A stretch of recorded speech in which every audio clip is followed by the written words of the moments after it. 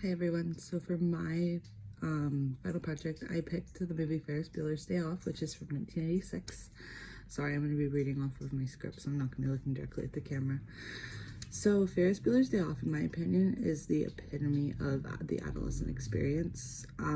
The characters in the film all have their own unique perspectives on adolescence, and it creates a story that most adolescents, even I think in 2022, can relate to.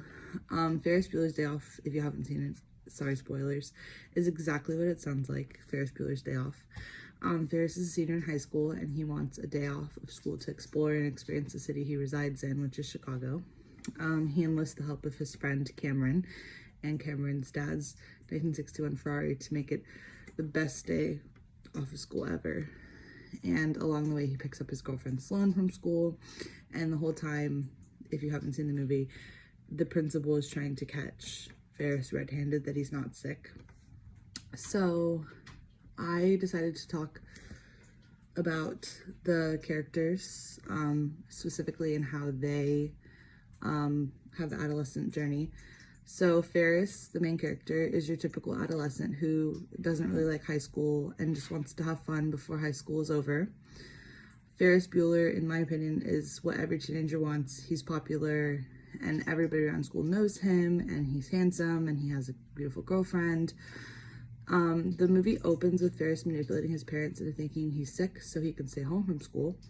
And this is important to mention because parents are there to guide us through our adolescent years, but at the same time, they're becoming independent, they're learning to lie, to manipulate, just like normal teenager things. Ferris is also very self-involved, and throughout the movie, he does things that really only benefit him, like taking Cameron's dad's car out. During the adolescent time, they have so many emotions and feelings going on, so it's a time of self-discovery, so they might be more self-involved.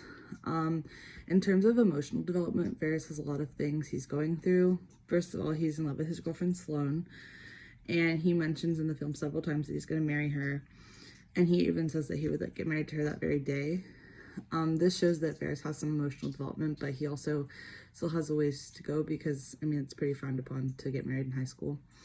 I think that adolescents can relate to this because, high school relationships are the first real and sexual relationships that adolescents experience, and they're so usually infatuated with the person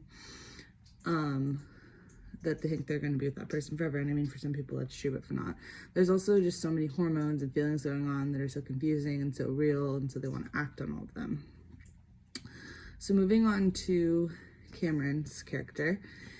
Cameron is a great example of adolescence because Ferris convinces Cameron to take out his dad's 1961 Ferrari. And at first, Cameron really disagrees, but he reluctantly agrees because Ferris really gives him peer pressure.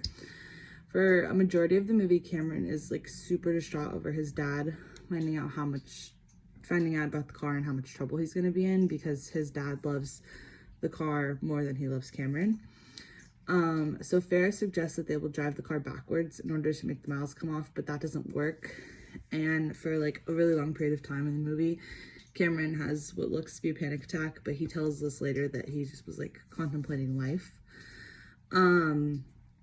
And the outcome of this is he decides he has had enough and he needs to deal with his father and all of this trauma that he has. So Cameron gives this whole triumphant speech about how he can't be afraid of his parents anymore. He needs to live his life.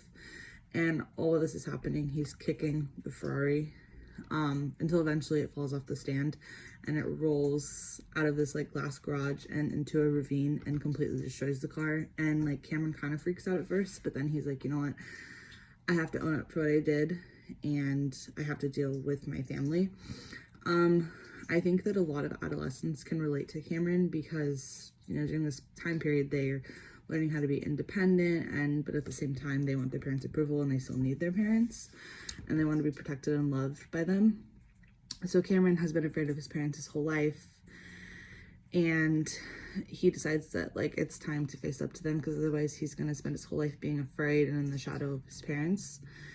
And I think that a lot of adolescents face a similar dilemma of being accepted by your parents or becoming your own person. And that can be a hard pill to swallow when you are so young and making so many decisions about your life.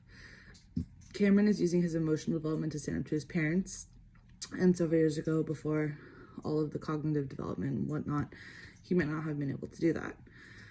I also really liked Cameron's character because he's like quite the opposite of Ferris. He has anxiety, he's angry in the movie, like a lot of typical emotions that teens and adolescents go through. So I think they can relate. I know for me personally, when I was in the time of adolescence, I was way less calm, cool, and collected like Ferris, and definitely more like Cameron. So it was nice to find somebody to be able to relate to in the movie. Sibling rivalry was also something. I know we didn't touch on it too much in the class, but I thought it was an important topic in the movie. So throughout the entire movie, Ferris's sister Jeannie is trying to catch Ferris red-handed that he's not actually sick and that he just is skipping school. So Jeannie is so angry during the movie, and she even gets a speeding ticket on her way home so that she can beat Ferris home to prove that he wasn't really sick. But then at the end of the movie, she helps her brother get out of a situation where he almost gets caught. And I think that that just goes to show that, like, you have a relationship with your siblings, and it's hard, especially when the age gap is so little. But at the end of the day, you still have this, like, bond in this relationship, and it's developing and evolving. Another large theme of the movie is the dooming reality of college. Throughout the movie, Ferris mentions that this is one of the last opportunities that they will have to be free and not have the responsibilities of work or school or whatever else. Ferris and Cameron are graduating in a few short months, and this is the reason why Ferris wanted to have this day to explore and just, like, be free. He wanted to have, you know, a carefree day with his best friend before the reality of adult life set in. And I think a lot of adolescents can relate to this because a majority of adolescents go through a period of this. It's like, you know, you're making these huge life decisions like college, but you're still in high school and you still just want to, like, have fun with your friends and, you know, do all the normal things that teenagers do. So there's this overwhelming feeling of freedom, but also the prospect of college at the same time. So there's panic and there's scaredness and there's just all these feelings and emotions because they're going to enter a completely different life and become, you know, for the most part, independent depending on what they choose.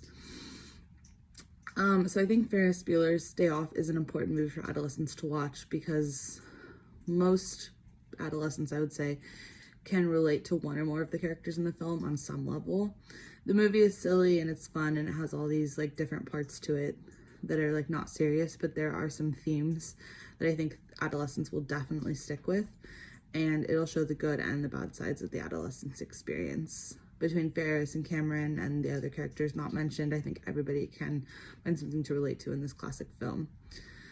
In terms of how to help adolescents that are going through this, I'm going to link some support groups, and I know Professor mentioned this on one of her examples, but NAMI, so I'm going to link some of those for resources for adolescents that just need extra support.